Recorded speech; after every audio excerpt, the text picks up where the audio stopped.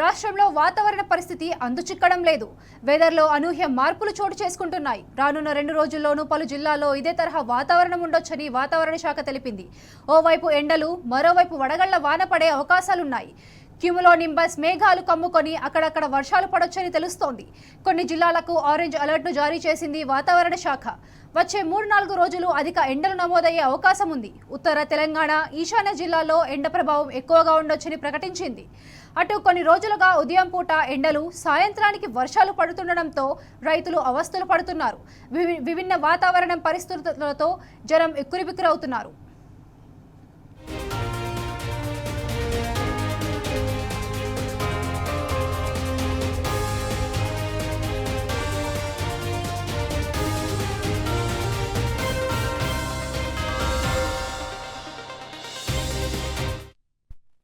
ఉత్తర మధ్య మహారాష్ట్ర నుంచి మరాఠ్వాడా, కర్ణాటక, రాయలసీమ, తమిళనాడు మీదుగా మన్నార్ వరకు ద్రోణి కొనసాగుతున్నది. సముద్ర మట్టం నుంచి 0.9 కిలోమీటర్ల ఎత్తులో ద్రోణి విస్తరించి ఉంది. దక్షిణ నైరుతి దిశ నుంచి కిందకి గాలులు వీస్తున్నాయి. ద్రోణి ప్రభావంతో ఇవాళ, రేపు, ఎల్లుండి రాష్ట్రంలోని కొన్ని జిల్లాల్లో తేలికపాటి నుంచి మోస్తరు వర్షాలు కురిసే అవకాశం ఉంది. ఉరుములు, మెరుపులు, ఈదురుగాలులతో కూడిన వర్షం అక్కడక్కడ కురిసే అవకాశం ఉంది.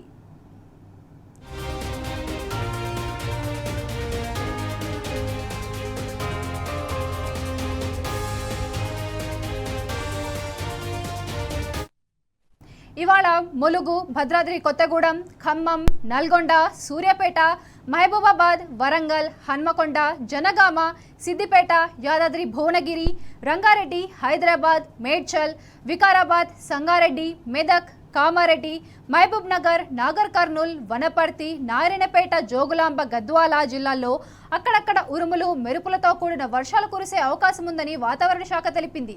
దీంతో వాతావరణ శాఖ ఎల్లో అలర్ట్ జారీ చేసింది. హైదరాబాద్లో వాతావరణం ఒక్కసారిగా చల్లబడింది. ఇక వికారాబాద్ జిల్లాలో ఈదురుగాలులతో కూడిన భారీ వర్షం కురిసింది. అటు మహబూబ్ నగర్, సిద్దిపేట జిల్లాల్లో పలు మండలాల్లో వర్షాలు పడుతున్నాయి.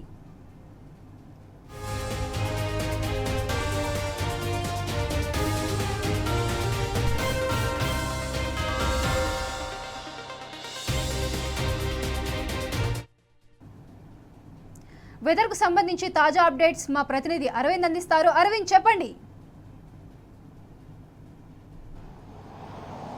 రైట్ అఖిల, ఏదైతే చూసుకుంటే తెలంగాణ రాష్ట్ర వ్యాప్తంగా ఉన్నట్టుండిగా వాతావరణంలో అనూహ్య మార్పులు చోటు చేసుకున్నాయి. అసలు ఈ వాతావరణం ఈ ఎండాకాలంలో అసలు ఇలా రావడానికి ముఖ్య కారణాలు ఏంటి అని మనం వాతావరణ శాఖ అధికారిని ఇప్పటికే అడిగి పూర్తి వివరాలు తెలుసుకుందాం. అసలు ముఖ్యంగా కారణం ఏంటంటే క్యూములోనింబస్ అనే మేఘాలు ఏర్పడడం వల్ల అది దట్టమైన నల్ల మబ్బులుగా ఏర్పడి తెలంగాణ రాష్ట్రంలో పలు జిల్లాలతో ఉరుములతోని, మెరుపులతోని కూడుకునే వర్షం ఏర్పడ్డదని ఇప్పటికే వాతావరణ అధికారులు పూర్తిగా దీనిపైన వివరణ ఇచ్చారు.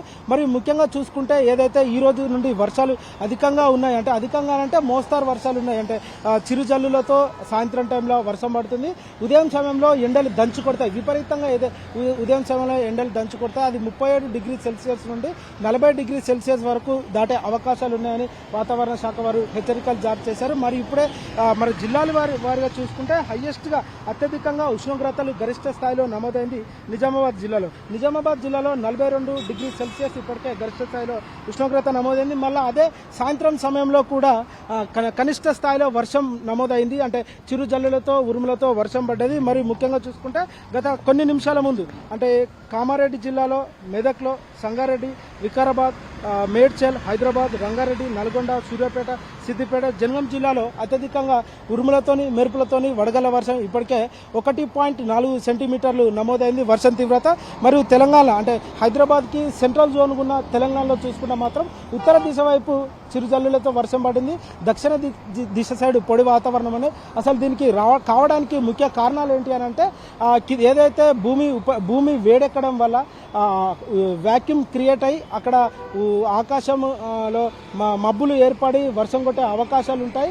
దీనివల్ల తేమ శాతం ఉండడం వల్ల వేడి రెండు కలిపి వర్షం పడే అవకాశాలు ఉంటాయని వాతావరణ శాఖ అధికారి మనకు తెలిపారు.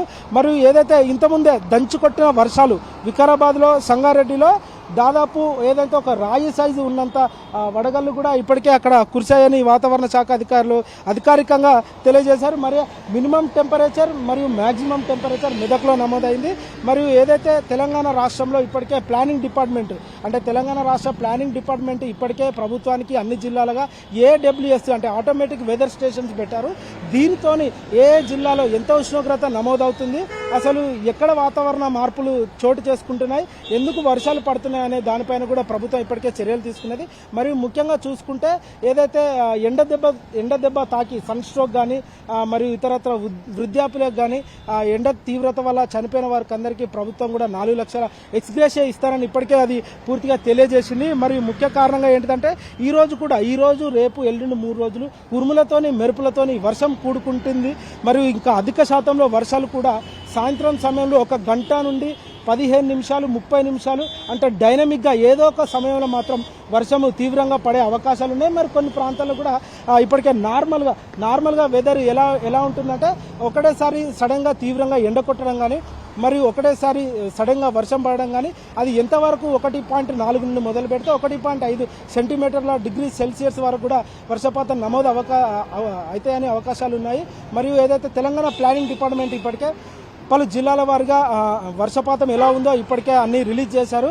అంటే ముఖ్యంగా చూసుకుంటే హైదరాబాద్లో మాత్రం ఎండలు ఉదయం సమయంలో దంచు కొడతాయి, మధ్యాహ్నం సమయంలో కూడా ఎండ తీవ్రత ఎక్కువ ఉంటుంది. కానీ సాయంత్రం సమయానికి వచ్చేసరికి ఉరుములతోని మెరుపులతోని వడగళ్ళ వర్షం పడే అవకాశాలు ఉంటాయని ఇప్పటికే వాతావరణ శాఖ అధికారులు మనకు పూర్తిగా హెచ్చరికలు జారీ చేశారు. పలు జిల్లాలో కూడా ఇప్పటికే 5 రోజుల వాతావరణ శాఖ కూడా తెలిపారు. పలు జిల్లాలో ఇప్పటికే ఆరెంజ్ అలర్ట్, ఎల్లో అలర్ట్ జారీ చేశారు. పూర్తిగా 5వ రోజు మాత్రం పూర్తిగా అన్ని జిల్లాలో ఆరెంజ్ అలర్ట్ చేశారు. ఎందుకంటే వర్షపాతం నమోదయ్యేది కొంచెం బలహీన పడుతుంది. చక్రవాత ఆవర్తన మరియు క్యుములోనింబస్ మేఘాలు ఈ 2 కొంచెం బలహీన పడతాయి కాబట్టి దానివల్ల వర్షం ఆగే అవకాశాలు ఉంటాయని ఇప్పటికే వాతావరణం తెలిపారు. కానీ 5 రోజుల తర్వాత ఎండ తీవ్రతగా ఎక్కువ నమోదయ్యే అవకాశాలు ఉన్నాయి. కానీ రానున్న 3 రోజులు మాత్రం వర్షాలు మాత్రం పడే అవకాశాలు ఉన్నాయని ఇప్పటికే వాతావరణ శాఖ హెచ్చరికలు జారీ చేశారు. అఖిల,